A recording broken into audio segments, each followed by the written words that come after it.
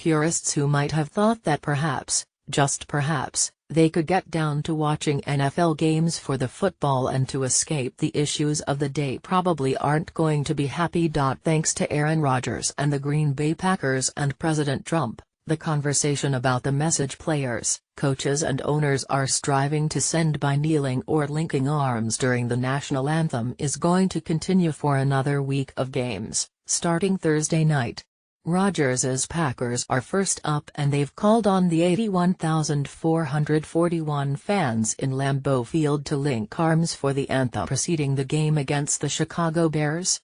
And it is guaranteed to get a huge audience because it's the first game of the season that will also be carried on CBS, in addition to the NFL Network and streamed on Amazon Prime.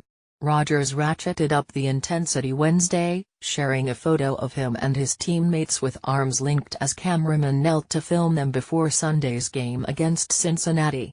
"I can't imagine what kind of social media attacks these cameramen must be enduring after taking a knee during the anthem and wearing a hat," he wrote. #unity #equality for all #love #come together #invitation to join.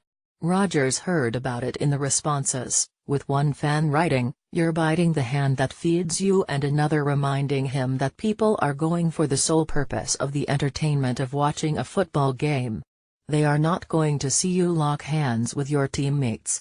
The Packers hope fans will join them in what Rodgers says is a show of unity, but will they? "This is about equality," Rodgers said Tuesday about the message the players want to send.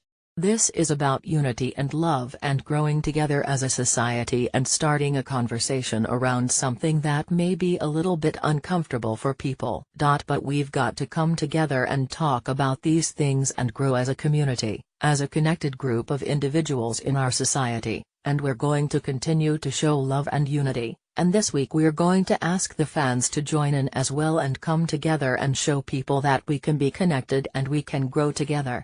The demonstrations during the national anthem, which ranged from players linking arms to taking a knee to the Dallas Cowboys taking a knee and then standing with arms linked for the song during ESPN's Monday Night Football, took place in stadiums across the country in response to President Trump calling any player who kneels during the anthem to raise awareness of social injustice and police brutality a son of a bitch.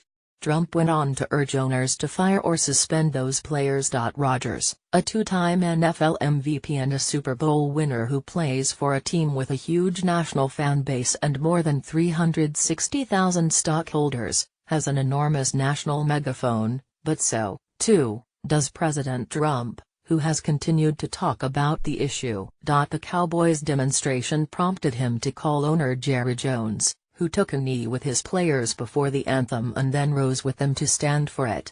Trump tweeted that he had called Jones after the game and Fox and Friends aired an interview with the president Thursday morning in which he accused NFL owners of being scared of their players. Trump added that he had talked to several owners and said they are in a box on the anthem issue. "I think they're afraid of their players, if you want to know the truth, and I think it's disgraceful," Trump said in an interview recorded Wednesday. "They've got to be tough, and they've got to be smart. If fans were expecting a quiet night of X's and O's, they are mistaken. We've had a steady stream of feedback beginning Monday morning and it continued into Wednesday. We've heard on both sides of the matter," Aaron Popke, the Packers Director of Public Affairs, told the Journal Sentinel. "We take note of their concerns. Will viewers see and hear the reaction if there are boos?" Although there were reports, on the Post's website and elsewhere, of boos from fans, there wasn't much TV coverage of fan reaction. Networks do not typically carry the national anthem, except during the season's Thursday night kickoff game and Super Bowl, but they tried to squeeze the coverage in on Sunday. Most shots were limited to players, coaches and owners.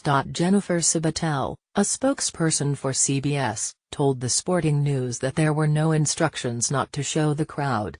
The anthem was covered by each crew in their own way, with many choosing to stay with what was happening on the field. What was happening is a message that players have sought to keep from becoming muddled. Michael Bennett and Doug Baldwin of the Seattle Seahawks reminded viewers Wednesday night that the message begun by Colin Kaepernick is about police brutality and social injustice. It is not, they say, aimed at the military. It's not a disrespect, Baldwin said. We're honoring those who have sacrificed their lives in order for us to use our